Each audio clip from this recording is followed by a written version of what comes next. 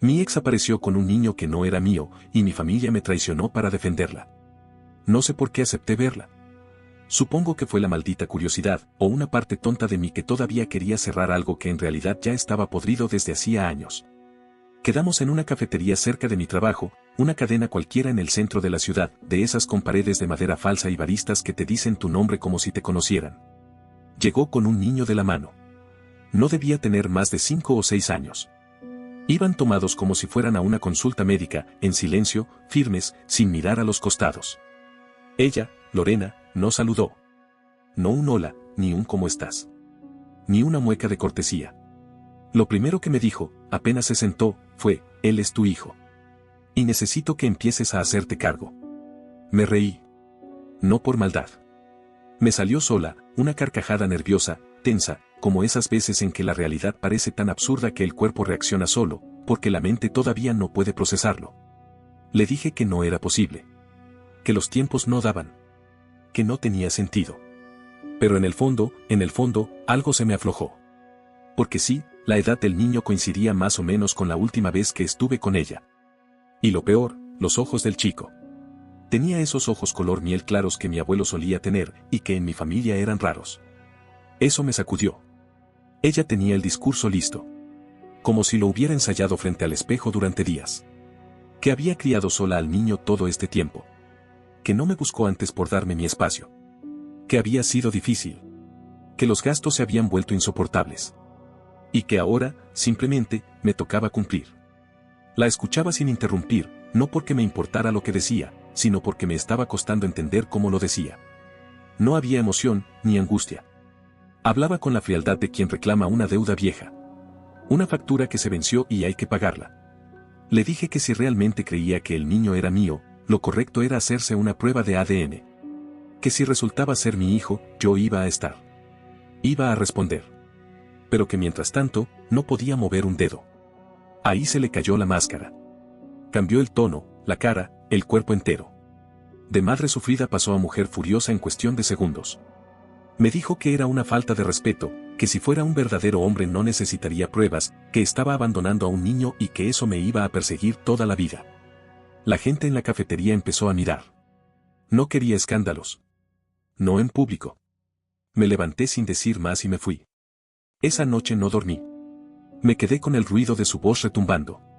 Con la imagen de ese niño callado, agarrado a su ropa como si entendiera que lo estaban usando como escudo. A la mañana siguiente tenía mensajes de mi hermana, Verónica. Y luego, de mi madre, Gloria.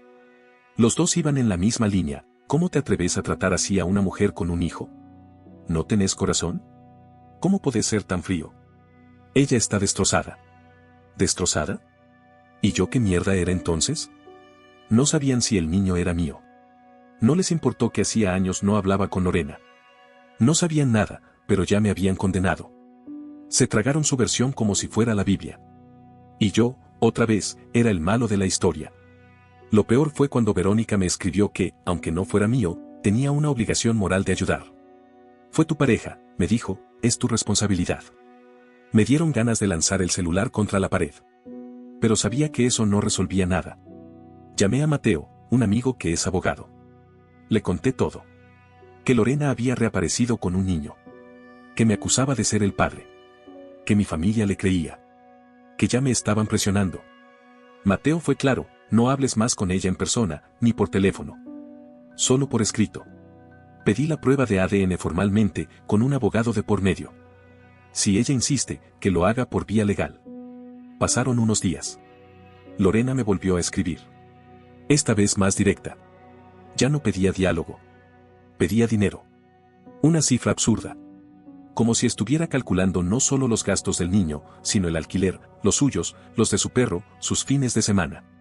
Respondí lo que Mateo me había sugerido, solo si hay prueba de ADN. Nunca más me contestó directamente. Pero a los 2 días recibí un mensaje de voz de mi madre. Casi 5 minutos. Llorando. Diciendo que estaba decepcionada. Que ella había hablado con Lorena, que le había contado todo lo que yo le hice. Que yo la había dejado embarazada sabiendo que no iba a hacerme cargo. Y Verónica no se quedó atrás. Me dijo que si no mandaba dinero, iba a encargarse personalmente de que todo el mundo supiera el tipo de persona que sos. Que ya había hablado con su grupo de amigas, con mi tía, y que estaba pensando en escribir un post en Facebook contando la verdad. Sentía que me estaban hundiendo en un pantano emocional del que no podía salir. No sabía si llorar o vomitar. Y lo peor es que no era por Lorena. Era por ellas. Mi propia madre. Mi propia hermana. Personas que sabían lo que esa mujer me había hecho en el pasado. Porque no era una ex cualquiera. Lorena fue una relación tóxica, violenta, manipuladora. Me gritaba por todo. Me revisaba el teléfono. Me aisló de mis amigos. Una vez me tiró café caliente en el pecho porque encontró un mensaje viejo con una compañera del trabajo. Otra vez me rompió la pantalla de la laptop con una taza. Y cuando yo decía que quería irme, lloraba. Se arrodillaba. Me decía que tenía problemas. Que me amaba. Que no podía vivir sin mí. Me tomó años salir de ahí. Años. ¿Y ahora mi madre y mi hermana querían que le pagara los gastos? ¿Por qué ella estaba sola? ¿Por qué le caía bien? Me sentía traicionado, solo. Pero no fue hasta que llegó el sobre en mi buzón que entendí que esto apenas comenzaba. Un sobre sin remitente. Adentro, una copia de una solicitud judicial. Lorena me estaba demandando por manutención. Me acusaba formalmente de ser el padre del niño. Y en la denuncia decía que yo había reconocido verbalmente la paternidad y que me negaba a pagar por despecho. Llamé a Mateo. Me tranquilizó. Me dijo que era lo esperable. Que el siguiente paso era solicitar la prueba de ADN como parte del proceso legal. Que sin eso, no había caso. Me mandó unos documentos. Los firmé. Y empezamos a preparar la defensa. Lo que no sabía era que lo peor aún no había llegado. Pasaron apenas unos días desde que firmé los documentos que Mateo me envió. Todo estaba yendo por la vía correcta, al menos en lo legal. Pero emocionalmente, yo ya estaba reventado. Cada vez que sonaba el celular, me invadía una especie de electricidad ansiosa que me recorría el cuerpo. Tenía miedo de leer, de escuchar, de saber qué más se les había ocurrido ahora. No fue necesario esperar mucho. Una noche, cerca de las 9, alguien tocó el timbre de mi casa. Me asomé por la ventana y no lo podía creer. Era mi madre. Parada en el porche, con el pelo revuelto, los ojos hinchados y un bolso colgado del hombro. Necesito quedarme unos días, me dijo apenas abrí. No pregunté más. La dejé pasar. Preparé un té, me senté frente a ella en el sofá y esperé a que hablara. Lo primero que salió de su boca fue: ¿cómo podés tener el corazón tan duro, hijo? No supe qué decir. Me quedé en blanco. Esa frase me golpeó en un lugar que no sabía que todavía estaba vulnerable. Esa noche, no dormí. Escuchar a mi madre cuestionarme así, mirarme como si yo fuera el villano que dejó a un niño en la calle, me revolvió el estómago. Al amanecer, mientras ella tomaba su café, intenté hablar. Sin levantar la voz. Con calma.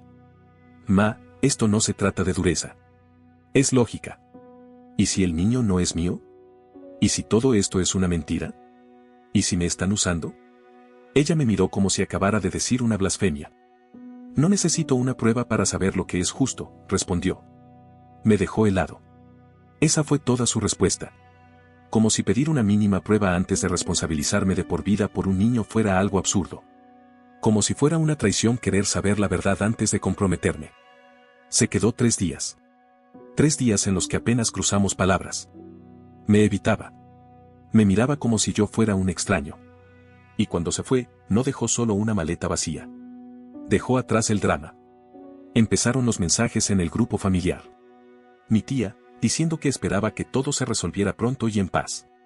Un primo preguntándome en privado si era cierto que tenía un hijo del que nunca hablé.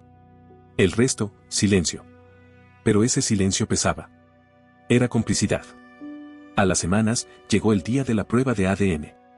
Lorena accedió, pero lo hizo con una actitud arrogante, como si fuera un trámite humillante que solo aceptaba para demostrar que yo era una basura desconfiada. Nos vimos en el juzgado. No me miró a los ojos en ningún momento. El niño iba con ella, agarrado de su ropa, sin hablar. Fue horrible. Lo vi ahí, callado, observando todo con esos ojos grandes que no entendían nada. Y me sentí sucio. Me sentí culpable, pero no por no creerle a Lorena. Me sentí culpable por tener que mirar a ese chico y no poder decirle absolutamente nada. Porque no sabía qué era. Ni qué iba a hacer. Firmamos, nos tomaron la muestra. Y empezó la espera. Fueron 3 semanas eternas. Mateo me mantenía informado, y me pidió que no dijera nada, que no subiera nada a redes, que no respondiera a provocaciones. Que todo debía quedar frío, limpio, legal. Pero mientras tanto, Verónica no paraba.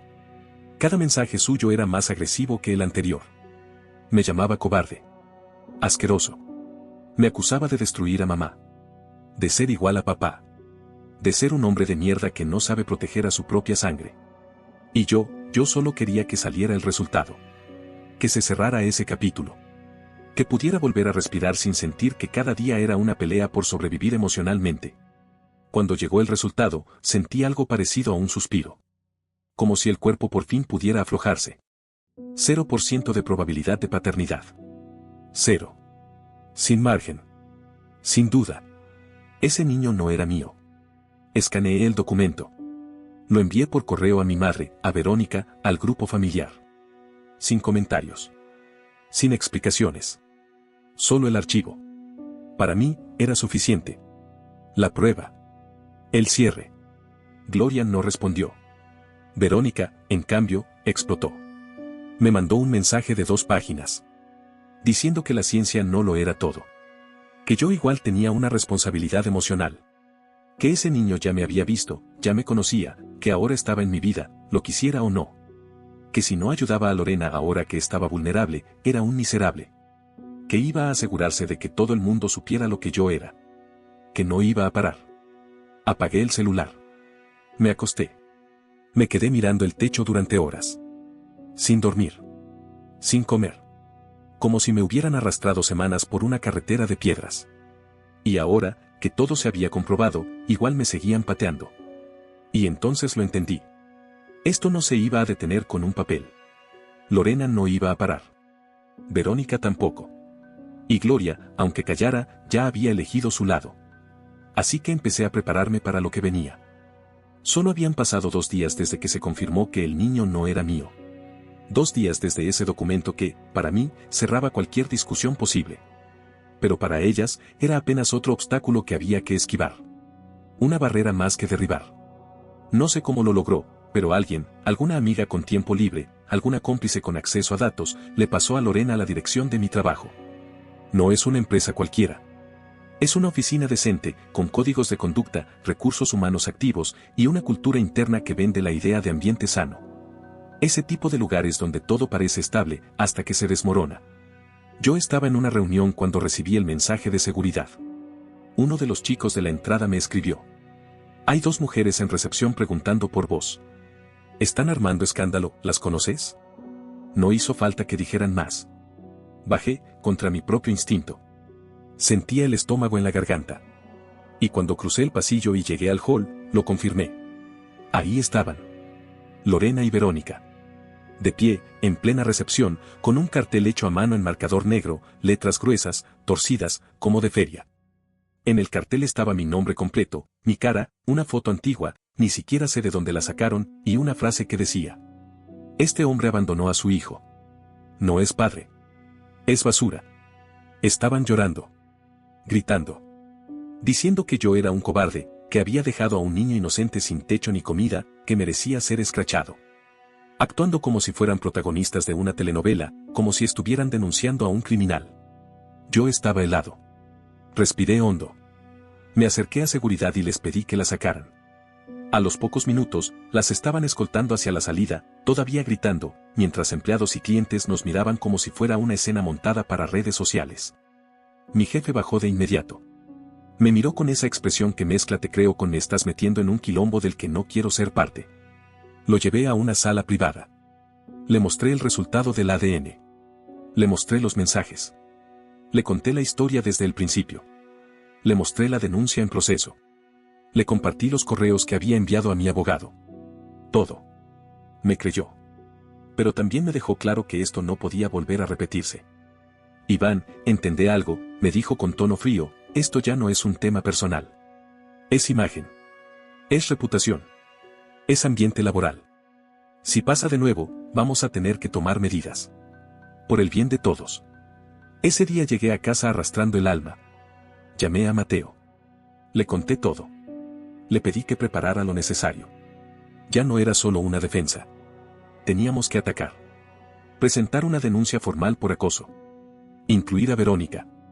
Ya no era una espectadora. Era cómplice activa. Mientras avanzábamos con eso, en redes sociales empezó la siguiente etapa. Verónica publicó una historia en Instagram con una foto desenfocada del cartel que usaron, acompañada de frases como: el abandono no siempre es físico. A veces el daño es emocional. Los hombres que huyen de sus responsabilidades deberían ser juzgados por todos. No mencionaba mi nombre, pero sí mi rostro. Y con eso, bastaba. Los comentarios eran una mezcla de indignación y aplausos. Gente diciéndole que era valiente, que no estaba sola, que los hombres así merecían castigo. No quería meterme en esa pelea digital, pero no podía más. Desde una cuenta secundaria que uso para leer sin ser reconocido, le comenté: tu hermano no es el padre. Hay una prueba de ADN que lo demuestra. Estás haciendo el ridículo. Me bloqueó al instante. Al día siguiente, publicó una historia diciendo que estaba siendo atacada por trolls misóginos que querían silenciarla. Como si todo esto fuera una lucha social. Como si no existieran pruebas. Como si todo se tratara de fe. Yo estaba al límite. Esa misma tarde, me llamó mi padre. Rubén. No hablamos casi nunca. Siempre fue de los que callan más de lo que dicen. Más gesto que palabra. Solo me dijo una frase. No te mereces esto, Iván. Pero tu madre y tu hermana están convencidas. Y no vas a poder sacarlas de ahí. Me quedé con eso retumbando en la cabeza por horas. Él sabía que todo era una locura. Pero no iba a hacer nada. Como siempre. Como toda la vida. Cuando era chico y Verónica me gritaba o me ridiculizaba delante de los demás, él se iba al garaje. Cuando Gloria me acusaba de egoísta por tener mal carácter, él apagaba la televisión y salía a caminar. Nunca se metía. Nunca decía. Nunca defendía. Solo desaparecía. Y ahora, también. Mateo presentó la denuncia. Adjuntamos todo: mensajes, correos, fotos del cartel, testigos del trabajo, capturas de pantalla. Todo. Pensamos que eso las frenaría. Que el susto legal las haría retroceder. Pero no. Solo las enfureció más. Un par de días después, recibí una notificación judicial en mi casa. Una nueva demanda. Esta vez, no solo por abandono afectivo, sino por daño moral. Y lo más enfermizo, venía firmada por Lorena y por Verónica. Sí. Mi hermana me estaba demandando. Alegaban que, al negarme a asumir una obligación emocional y económica con un niño vulnerable, había causado un perjuicio irreversible en la estabilidad emocional del entorno familiar. Era un escrito tan absurdo, tan retorcido, que parecía guionado por alguien con problemas de conexión con la realidad. Mateo me llamó de inmediato. Me dijo que no me preocupara, que esa demanda no tenía sustento, pero que entendiera lo que estaban haciendo: desgaste emocional, presión judicial, hostigamiento sistemático. Quieren quebrarte, me dijo. Quieren que pagues para que todo se termine. No lo van a decir, pero es lo que buscan. Que digas cuánto quieren, y se acabó. Yo no iba a ceder. No podía. Porque esto no era solo plata. Era mi dignidad. Era la última línea entre lo que todavía soy y lo que ellas quieren que sea. Y no pensaba cruzarla. Pero el desgaste era real. Dormía mal. Comía peor. Tenía ataques de ansiedad en silencio. Pero algo me sostenía: la rabia. Una rabia silenciosa, constante, alimentada por años de manipulación, de desprecio, de invisibilidad. Era como si todo lo que aguanté alguna vez hubiera estallado, y ahora se convirtiera en una barrera que no me dejaba caer. Y entonces llegó el mensaje que terminó de volcar todo. Una conocida de mi época universitaria, que ahora es maestra en un colegio, me escribió por Instagram. Me dijo que no quería meterse, pero que Lorena estaba diciendo en el colegio del niño que yo era su padre biológico, que me negaba a ayudarlo, que por eso el niño tenía crisis de ansiedad. Y que yo tenía dinero de sobra pero prefería gastarlo en mis vicios. El nene tenía 5, 6 años. Y ya lo estaban usando como carnada. Como escudo. Como pieza de una historia inventada. Tuve que sentarme. Me temblaron las piernas. Una cosa era el daño hacia mí. Otra, muy distinta, era ver cómo destruían a un nene solo para mantener viva una mentira. Sentí rabia. Tristeza. Vergüenza. Asco. Todo junto. En silencio. Le escribí a Mateo. Le conté todo. Le pedí que lo incluyera en la denuncia. Difamación. Acoso. Uso de un menor para extorsión. Todo. Que lo metiera todo. Y mientras él trabajaba en eso, en paralelo, se cocinaba algo peor. Mucho peor. Al día siguiente, me llamó Gloria. Como si todo lo que estuviera pasando no existiera. Como si el caos no la hubiese tocado. Me preguntó si iba a asistir a la cena familiar por el cumpleaños de mi sobrino, el hijo de Verónica. Le dije que no. Que no iba a compartir mesa con una persona que me estaba demandando. Que no iba a mirar a la cara a una madre que prefirió el relato de una extraña por encima de su propio hijo. Del otro lado, silencio. Y luego, la frase que me quebró. Dijo, ya hiciste tu punto. Ya la hiciste sufrir. ¿No es suficiente? Tuve que preguntarle 2 veces si hablaba en serio. ¿Ella pensaba que yo era el que estaba haciendo sufrir a Lorena? ¿Que yo debía dejarlo todo atrás, perdonar, callarme y seguir como si nada? No. No era suficiente. No iba a hacerme el idiota. Fue en ese instante que decidí cortar de raíz. Bloqueé a Gloria, a Verónica y a Lorena. Borré contactos en común, silencié chats, me salí de los grupos familiares. Cambié mi número de teléfono. Le pedí a Mateo que iniciara todo, orden de restricción, denuncia penal por difamación, lo que fuera. Ya no tenía miedo. Ya no tenía dudas. Tenía claridad. Y justo cuando pensé que ya nada podía lastimarme, recibí una carta. Una carta física. Escrita a mano por Verónica. 3 hojas. En ellas, me decía que si seguía con todo esto, iba a destruir a mamá. Que estaba matando a la familia. Que si todavía tenía corazón, debía frenar. Que no todo en la vida era la verdad. Que a veces había que actuar con amor, aunque doliera. Terminé de leerla con las manos heladas. Algo se apagó dentro de mí. No sé si fue cansancio, rabia o simplemente que llegué al límite, pero sentí que una puerta se cerraba y ya no iba a abrirse nunca más. Ahí entendí que yo ya no tenía familia. Solo quedaban personas con mi sangre tratando de arruinarme la vida. Seguí adelante. Mateo presentó todo. La denuncia se consolidó. Contactamos a recursos humanos en mi empresa para registrar el incidente del cartel y la irrupción en la oficina. Entregamos copia del ADN, los mensajes, los videos de seguridad, capturas de las publicaciones de Verónica. 2 vecinos declararon que vieron a ambas merodeando la cuadra, tomando fotos. La orden de restricción fue aceptada. Y no solo eso, fue extendida. Cuando se enteraron, estallaron. Verónica publicó un post en sus redes, diciendo que su propio hermano la había traicionado. Que vivía con miedo porque yo había usado la ley para silenciar a una mujer. Comentarios no faltaron. Apoyo ciego, reacciones en cadena. La narrativa de víctima total funcionaba. Y ahí lo entendí todo. Ya no se trataba de justicia. Se trataba de atención. De poder. De ganar una guerra pública. Verónica necesitaba esa historia para no quedarse sola consigo misma. Sin esa cruzada falsa, sin ese papel de hermana traicionada, no era nadie. Un amigo me aconsejó grabarme contando todo, por si algún día lo necesitaba. Lo hice. 40 minutos frente a la cámara, relatando desde el Starbucks hasta la denuncia. No lo publiqué. Lo guardé. No como prueba, sino para no olvidar. Para no caer más adelante en la tentación de perdonar lo imperdonable. Mientras tanto, me desmoronaba por dentro. Pesadillas. Ansiedad. Ataques de pánico en el trabajo. Me mandaron a casa una semana con licencia médica y recomendación de terapia. Me recetaron pastillas para dormir. Y como si faltara algo, Gloria me mandó una carta. Otra maldita carta escrita a mano. Me decía que estaba herida por mis decisiones. Que nunca pensó tener un hijo que diera la espalda a su familia. Que lo único que había hecho era proteger a una mujer sola. Que Verónica estaba al borde de una crisis y que yo, como hombre, debía detener este infierno legal. Ni una sola línea preguntando si yo estaba bien. Ni una. Y eso me destruyó más que cualquier demanda. Porque entendí que nunca me vieron como persona. Solo como una función, el hijo que resuelve, el hermano que paga, el idiota que calla. Nunca Iván. Nunca alguien con derecho a decir no. Cancelé toda reunión familiar. Navidad. Año Nuevo. Cumpleaños. No más.